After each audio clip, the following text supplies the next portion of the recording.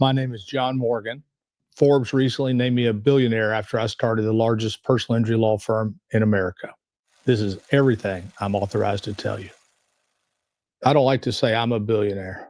When I started out as a lawyer, I was driving around in a Nissan Maxima with a sunroof and the leather package, and I felt like, here I am.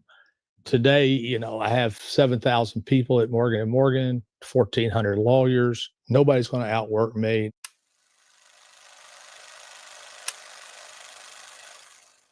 My life is really not a billionaire's life. The only thing that makes it a billionaire's life is the way I travel. And I have a G5. That's the ultimate luxury. Other than that, I do have houses, but they're not the houses you would think. My house in Hawaii is very nice, but it's not, I don't think it's a billionaire's house. The house I live in here, it's big, it's nice, but built it a long time ago. I built a bunch of houses for me and all my children at Ponce Inlet, which is 40 minutes from here on the beach. I have a house in New Hampshire. And I started going to Maui, and I'm like, this is unbelievable. It's like if heaven was a place, it'd be Maui. It's like the air was just born. Everything's brighter. Everything's vibrant. There's whales coming out of the water. It's like you're like in Jurassic Park in your backyard. My wife and I were driving around looking at houses. There was a house under construction. We pulled up and we looked at it, and I said, "What do you think?" Because it wasn't very expensive. I mean, it was expensive, but it wasn't expensive. And it was $6 million. Beautiful. 6,000 square foot, 5 acres. Listen, I get high every single night in Maui. I float to sleep. So if you're out there, fellas, guys, everybody, come see me. We'll smoke a joint and drink some rosé. I grew up in Kentucky, and I like simpler food, for example. I'd be just as happy with, to dinner for tonight if I had cube steak smothered in onions and fried potatoes and cabbage. I'm like, do you want filet mignon? No, I'll do this. I'll choose this. So I get to eat cheap too, because that stuff doesn't cost that much. So that's lucky. My clothes, I walk in my closet. I'm like, will I ever buy another shirt? Will I ever buy another pair of shorts? Maybe, just on vacation. That looks, but not really. There's nothing really that I want. And that's a good thing. I mean, here's my week. This Friday, I'm going to go to Keeneland, to Lexington, where I grew up. I now own racehorses, so I'm going to see my racehorses run. The following week, I'm going to go cut a commercial with John Daly in Arkansas, and then I'm going to fly to Del Mar to see one of my horses run in the Breeders' Cup, and then I'm going to have some fun in California. Then I'm going to come back. I don't own a whole horse. I own like 25% or 50%. I do a deal with these guys who own American Pharoah and Justify, so I breed my mares to Pharaoh. So I get a Pharaoh colt or filly every year. I haven't lost that much money, but I'm from Lexington, Kentucky. And, can you imagine growing up poor in a city and then coming back and owning racehorses in that city? So I got a lot of nice things, but it's not like, the houses are already paid off. There's not really money going out now. I spend about $2 million a year living, and most of it is insurance and upkeep of my homes. And, I have these dogs that travel with me. I never leave without the dogs. To live exactly what I'm living now, if I had 50 million, 4%, 2 million tax-free, and not the jet, then I'm okay. I have always told my children to say we're comfortable. But they used to ask that my kids would come and say, people are asking us if we're rich. What? I said, you just tell them we're comfortable. And that's all they need to say, because they were comfortable. And look, if you have 100 million or a billion, you're basically living the same life.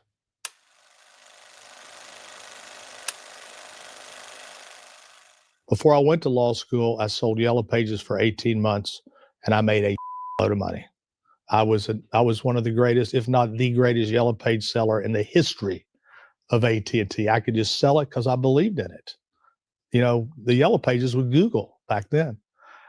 And so I made money, was able to go back to law school.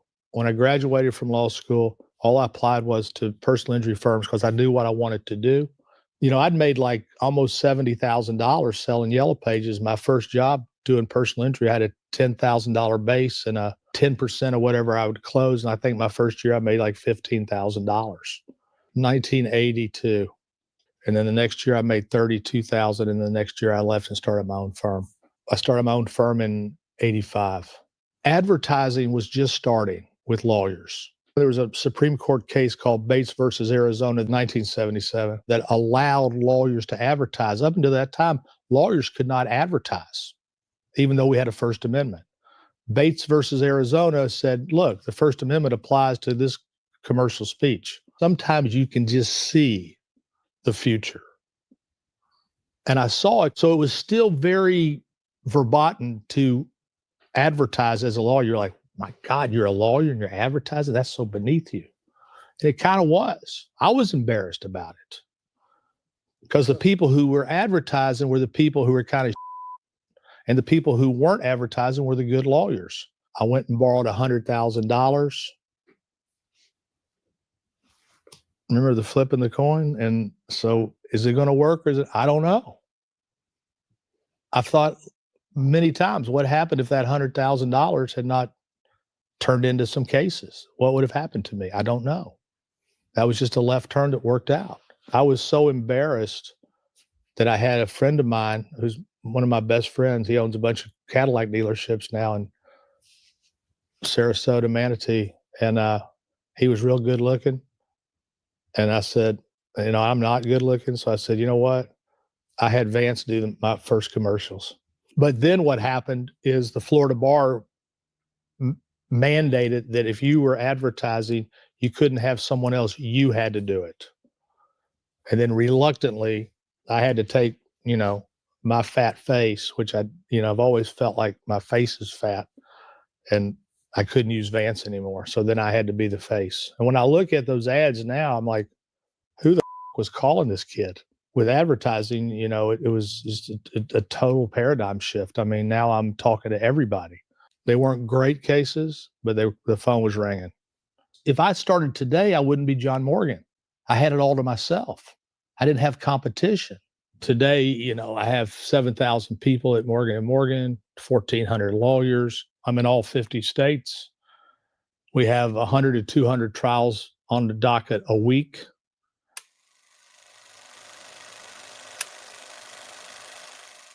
What I kept doing because I was young, and this is what a lot of people make a mistake, is I kept feeding expansion out of my profits. I didn't want a boat. I didn't want a plane. I just wanted to grow. I was in Orlando and I was doing well. But then I started thinking, well, am I hitting diminishing returns? In other words, could I get more money if I took this money and went to Tampa? And so I went to Tampa. I used to call it the teacups. When the teacups seemed to be pouring over, when I seemed to be thinking I was at diminishing returns, I go to another city. That's why I bought my partners out. They wanted to keep the money. And I said, why don't I just buy you all out? They go, okay. I got a call one day and my receptionist says, Johnny Cochran's on the phone. So I pick up the phone. Hey, John, what is Johnny Cochran? This is Johnny Cochran calling you from Los Angeles, California. Hey, man, how you doing? I'm like, who the is punking me right now? I mean, this can't be Johnny Cochran.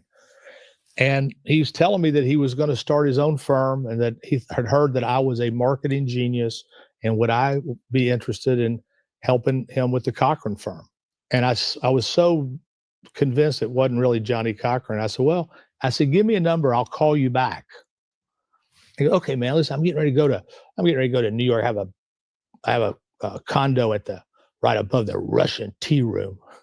And I'm like, oh, he says, call me. So he gives me the number. So when I hung up from him, when I hung up from Johnny, I called the number in New York City, and the answering machine, I'll never forget it. It's his voice. It's the greatest answering machine of all time. Voice message. Hi, you have the right to remain silent. Anything you say can and will be used against you in a court of law. If you decide to give up that right, leave your name and number at the sound of the tone. I'm like, it's Johnny Cochran. I threw in with him, which kind of exposed me to doing things nationally. We were in Memphis and DC and LA and New York. And so when I got with Cochran, I was outside of my comfort zone. And we had a lot of fun. We grew the business. I have two things that go on my tombstone, one of the other. Grow or die, or nothing is about today, everything's about tomorrow. Those are the two guiding principles of my business life. Grow or die is very important to me. So I just kept growing so I wouldn't die.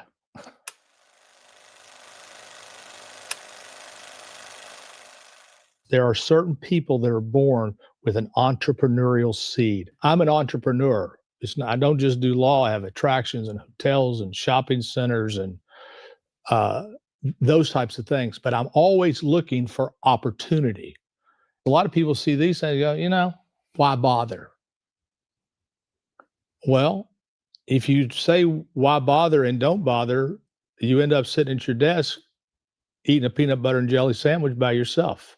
Being a paper boy, being a paper girl is the ultimate enterprise because you're little, you're small, but you got to be up every day, 7 days a week, 365 days a year. You got to go deliver those papers in the snow and the sleet and the rain and the heat, whatever. When my kids were little, I used to go to the science center. I was like, these science centers are the kids didn't like them. Nobody liked them. I go, here's what's missing in science centers.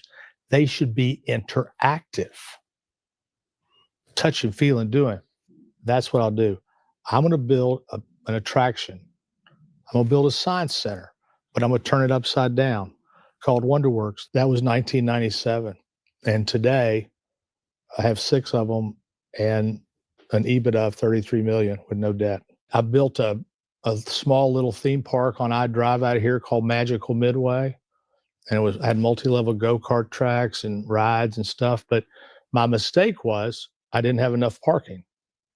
I thought because I was so close to all the hotels that I didn't need parking. Thank God that I had one ride that basically carried the whole thing, this thrill ride. And I was able to sell the park and lose $1 million. That didn't work. At one time, I owned a lot of Marriott hotels. Why did I keep building Marriott hotels? Money. To make money. And I have these attractions. Why do I have them all over the country? To make money. And I enjoy business. I don't hunt. So I never understood hunting. I really don't understand fishing. That's where most people off. And they call it recreation. To me, it's total boredom. I hunt money. Nobody's ever built an attraction for crime and punishment, really. So I built an attraction that I call Alcatraz East in Pigeon Forge. It's looks like a 1980s prison. And I have all this memorabilia. It's a history of crime and punishment. When you get to the end, the grand finale is Ted Bundy's VW, John Dillinger's sedan, Bonnie and Clyde death car from the movie, OJ's Bronco, John Bonet's bicycle, and I just recently got the Murdoch golf cart from the murders. It takes people 3.5, 4 hours to go through this thing. And it prints money. I'm giving America what they want. And by the way, if you're offended, stay the out.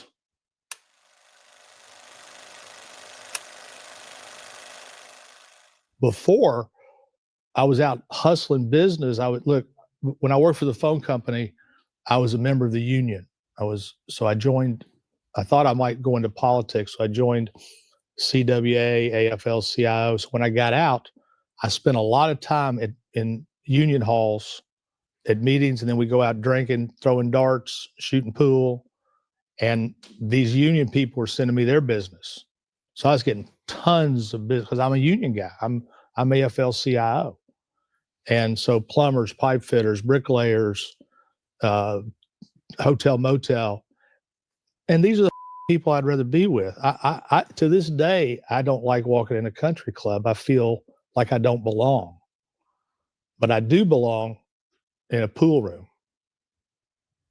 with a cocktail. Are you any good? In pool? No. But I'm good at the cocktails. If I went out back in the day, if I went out and got drunk and went to bed at 4:00, but had a 6:00 breakfast, I was at the 6:00 breakfast. I might have been reeking of ketosis, but I was at the breakfast. I show up.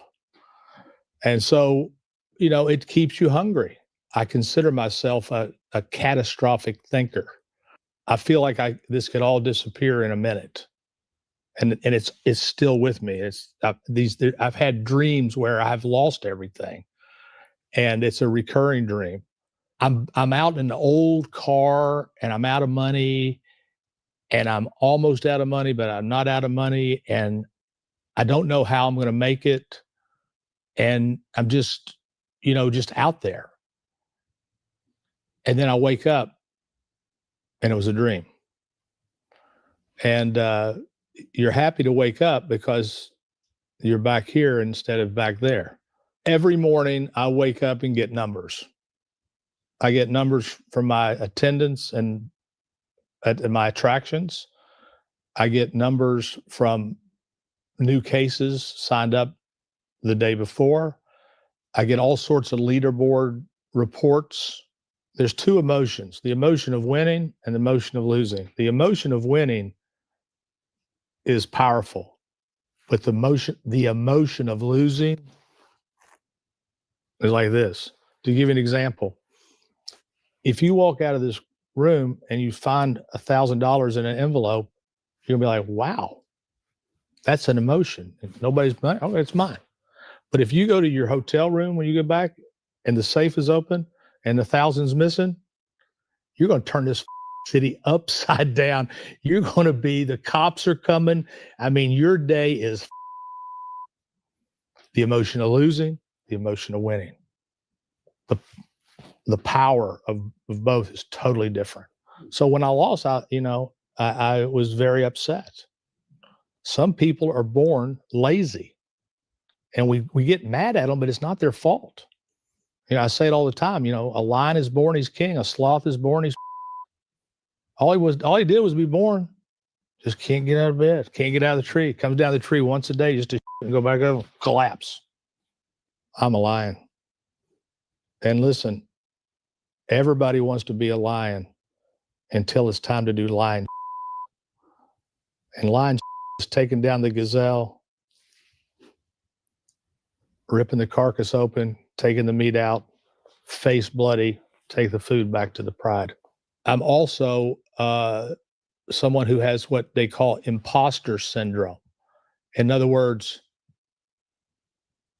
I don't know how this happened, and I'm going to be found out one day. They're going to find out that I really didn't know what the F I was doing, but I'm still pretending like I'm doing it.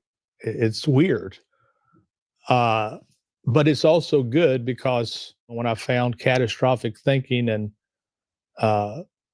imposter syndrome, it made sense that I was an only the paranoid survive guy. I believe luck has had an incredible amount to do with what happened to me. Life is 1,000 left turns, 1,000 right turns, 1,000 U-turns. And a lot of times those turns come when you're just at the stoplight and you flip a coin. It's not like you knew where you were going, you just went right instead of left. But one different turn could have changed everything. And I'm not arrogant enough to not understand how many times I flipped a coin to go left or go right and ended up here. So I think it's helpful because I think when people start making money, They think they're not a lot smarter than they actually are.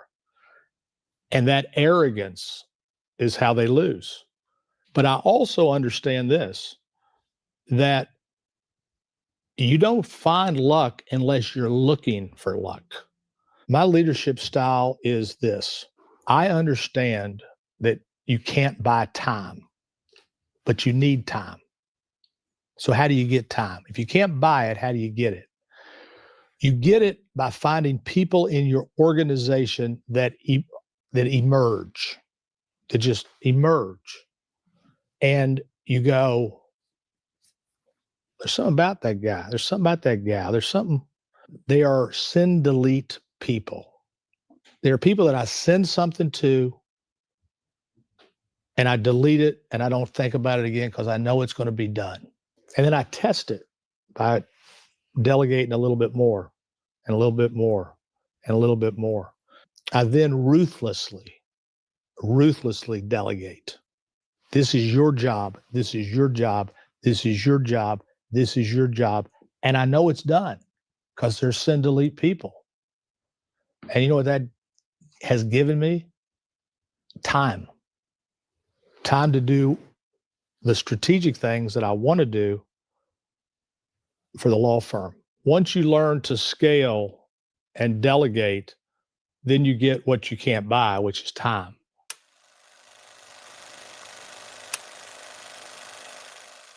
My childhood was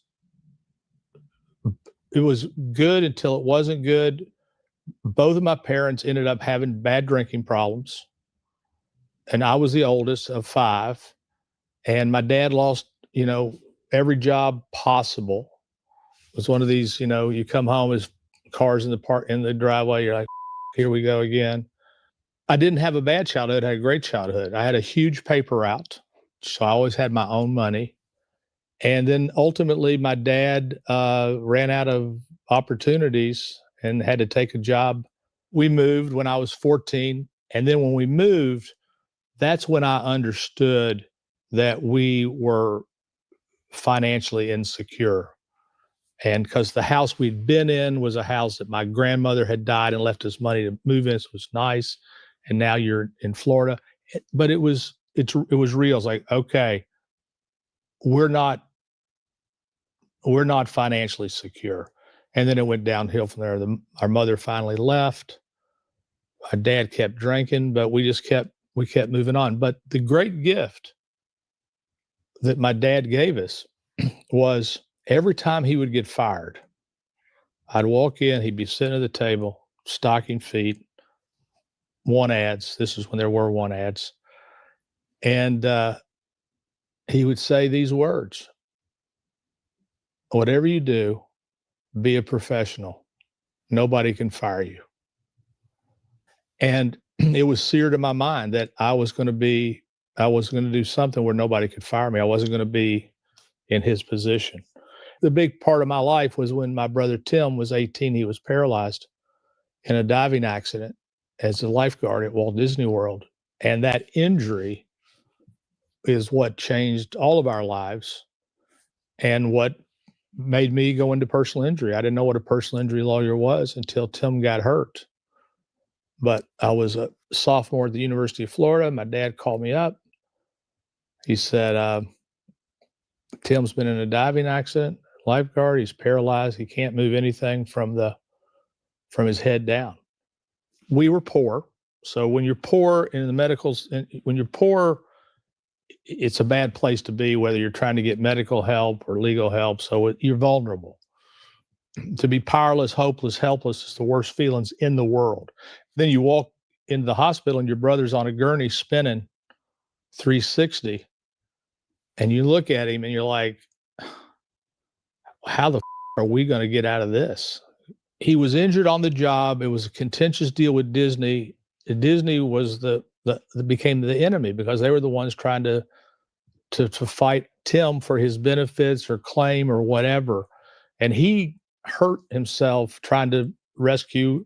They thought a little girl had drowned in the Polynesian lagoon, and they treated him like the Taliban. And they just litigated, and I became enraged. And I said to myself, I said to everybody then, I'm going to come back one day and I know what I'm going to do now. And it was just very crystal clear. Disney was a big enemy. Disney was a big enemy just because the way they treated him, you know. And then I saw, you know, there's so many Tims out there because most of us are helpless, hopeless, and powerless. You know, when I met with the doctor, but when Tim was being discharged, I said, what's the prognosis? And he said, if he lives to 30, I'll be surprised. And I said, wrong. From that day forward to this day today, my life has been inextricably linked to Tim's injury. He passed away last summer. I'm sorry to hear that, Pete. 65. And he worked with me every day. Oh, man.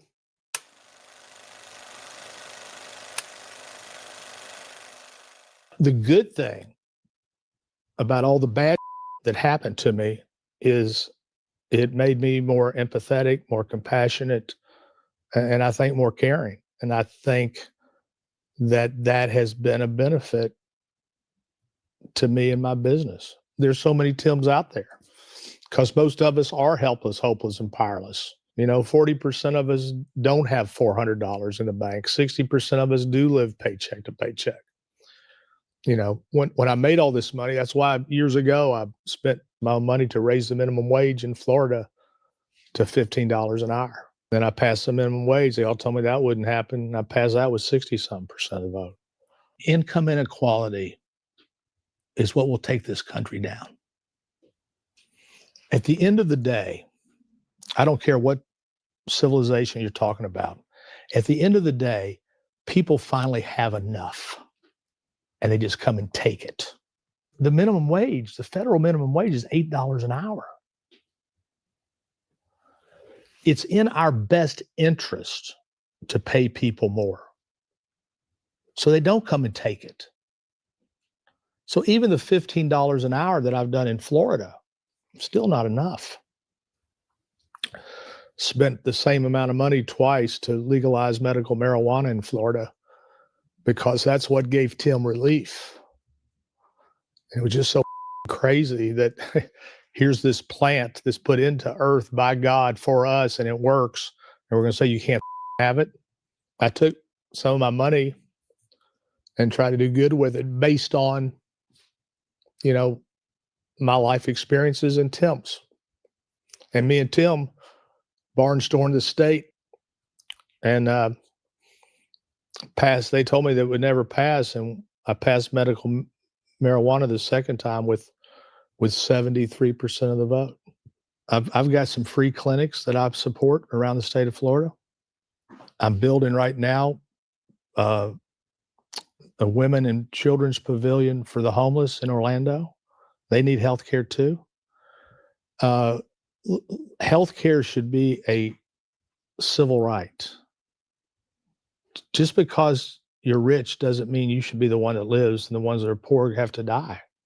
Every day I'm David versus a Goliath. I'm Goliath in my space, but I'm not Goliath compared to who I fight against. Remember, I'm in the opioid litigation for 10 years now. I've represented states and cities. I'm on the big team in Cleveland. I was on the BP oil team when the spill happened in the Gulf. I represent the fires in Hawaii. I settled that case for $4 billion. Where I live is Lahaina. That's where the fire burned everything. Those are my neighbors. I represented Black farmers, and I recovered $1.2 billion for Black farmers who were discriminated against in the 50s and 60s. You know, last week, my son got a $11 million verdict against Target. They'd offered us $200,000. Target's a Goliath. I see myself as a David because I do have finite funds. I can only spend so much on these cases. Like, you know, a big case can cost, you know, millions of dollars just in cost, and I don't get paid till the end. I still haven't got paid on opioids in a lot of these cases. I've sued tobacco so many times for what they've done to us that, you know, this tobacco industry is in the business of premeditated murder. Premeditated murder. They call new smokers replacement smokers. They know what they were doing. They laced their cigarettes with additives to hook us as kids. They gave cigarettes away to children. They gave cigarettes away to servicemen because they knew they would hook us. They come up with a filter. They go, oh, we got a filter. That's gonna solve all your problems. Look at this brown stuff. See, it's the tar and nicotine. You're like, oh, good. No, that's not stopping anything. It's what they do. They spray a chemical on the cotton that when it gets hot, it turns brown, and you think it's. But they're in the business of killing people. That's their business. They know that all these people are going to die from lung cancer, and so, but they have so much money.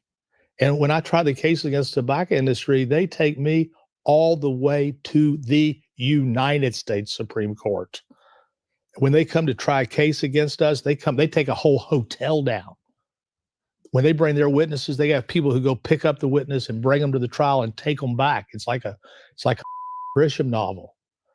And they have unlimited money because it's a public company. And that's why I'm David. And that's why they're Goliath.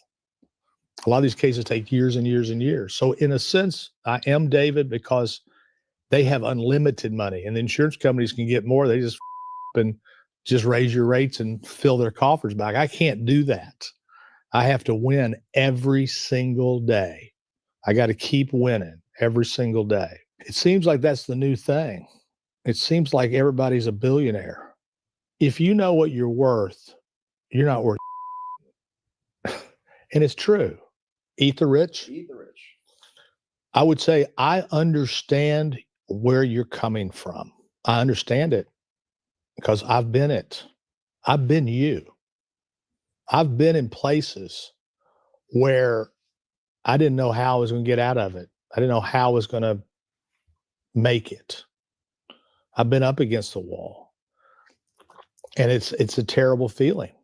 You know, what I talked about earlier, the hopeless, helpless, powerless. It's like, where do I go? I would tell them to keep peacefully demonstrating. The no kings thing they had. I didn't see that coming. That there's all that many people that are upset. I didn't think anybody was that upset. But I also understand that there's a limit. I'm not a democratic socialist because I don't believe socialism works. I believe what works would be compassionate capitalism, where we try to do the most for the most with the least. We kind of just take care of them. The arguments that piss me off were the people who say, "Yeah, I don't want to pay $1 more for a hamburger." I'm like, you selfish. Why? Why? And then they would say, well, if you raise the prices, then the wages you're going to need more because the prices, if you raise wages, then prices are going to have to be raised, and it's going to be an endless battle, an endless circle of people suffering, which I don't buy. I think at a certain point, people make enough money that they can have happiness.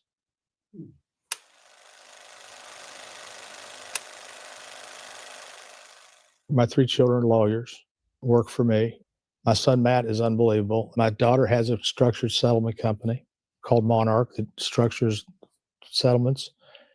And my son-in-law works there. And why is because I love them and I want to be with them. And that's why I built all the houses together at the beach. That's what moves me is my family and being with them. I would not understand life without them. And now I got all these grandchildren. We always used to go to see movies on Christmas Day. And we went to see this movie called My Big Fat Greek Wedding. And at the end of the movie, they were all living on the same street. The families were. And then the lights go up. And my daughter goes, "Oh my God, look, Daddy's crying. Look everybody, Daddy's crying about the movie." I'm like, shut the But that movie, I was like, that'd be a great thing for all of us to live on the same street. What I never did is like these rich people buy their kids great cars. I never did. You know, I gave them like a 8-year-old Navigator, and they had to work, and they had to pay for their insurance. Now, look, they live my lifestyle. So, you know, if I'm at the Four Seasons, they're at the Four Seasons. So there's a, you know, how do you do it? But first of all, you got to spend a lot of time talking to them about what's important. One time it was Christmas time, and I said to them, the boys, I said, one was 17, one was 15. I said, have you all got your schedule for WonderWorks for this Christmas break? And Mike goes, nobody from Bishop Moore is working over Christmas. I go, that's. And Matt goes, no, nobody's working. Nobody's working. I said, I know that's not true. No, it's true, Daddy. I go, here's why it's not true. You two are working. You two MFers are working, and you're going to work 40 hours. But here's the good news. Because I own it, you can work from 8 to 5, 12 to 9, 5 to 2, but you're working. You don't have to work on Christmas Day because I own it. If I didn't own it, you might have to work on Christmas Day. But there will be people from Bishop Moore working this Christmas, Mike Morgan and Matt Morgan. And, you know, I had to fire Dan once. He was just a screw off at WonderWorks, and they thought he was the father's son. And I said, hey, man, you're fired. And I said, you're not going out until you get a new job. Now you got to go get a new job. Well, I said, Dan. So he gets a job at Boston Market, you know, cooking chickens or something. He comes in like a week later, he quit Boston Market. I said, why'd you quit? They had me washing dishes. It made me vomit. I said, really? I said, I thought you were supposed to be cooking chicken. No, they had me dishwashing. I said, think about that, Dan. They got you doing the worst job in the place. That's what they think of you. And now you've quit. But here's another thing, Dan. You're never going out of this house except to school to look for a job. And then he got a job at Firehouse Sub, and he excelled at Firehouse Sub. It's interesting because I was always very envious and kind of like pissed off that people had money just born. You're like, that doesn't seem fair. And nepotism I've never liked. And now my children are the people that used to bother me. They're the spoiled people with the silver spoon stuck up their ass. And, you know, you just keep hoping. And, you know, I had a thing with Matt the other day. He's like, I said, are you coming to Hawaii? No, we're going to the Breakers after Christmas. I'm like, what are you doing at the Breakers? Just walking around being rich? That kind of turned me off, that he's just going to go down to the Breakers in Palm Beach. I said, but my children have become the very people that I used to look at and go, that's not fair. So what I've done with that is I just hope and pray that they, and I think they have heard me loud and clear. And what I have told them is this thing, the money belongs to God. Don't think this is your money. This luck that's come our way, I don't know why. And I think they've heard it. I hope they've heard it. They certainly talk like they have. So I won't know until I'm dead and looking down to see if they're really doing it.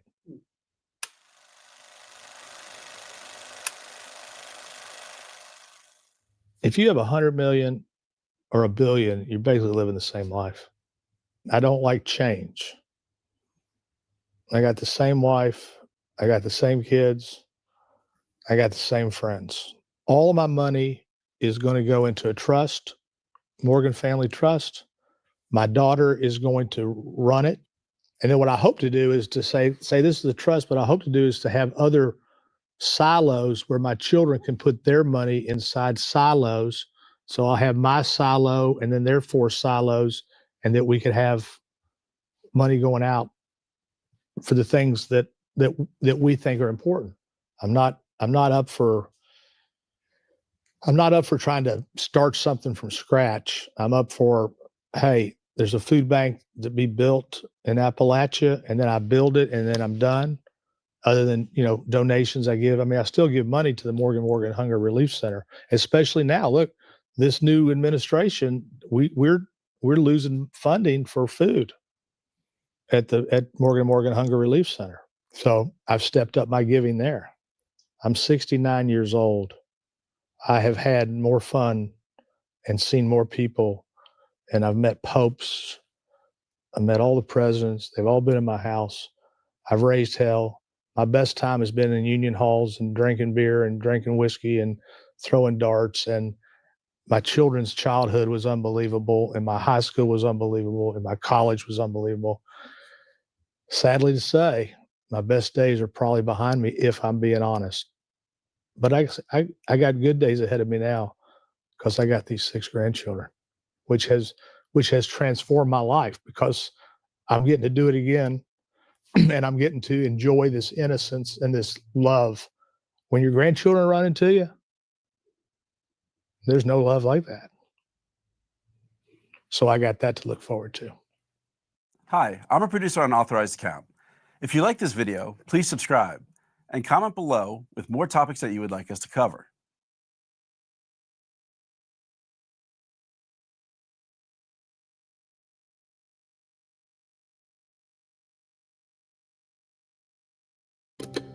Look at the camera, hold Yeah. this and go. Okay.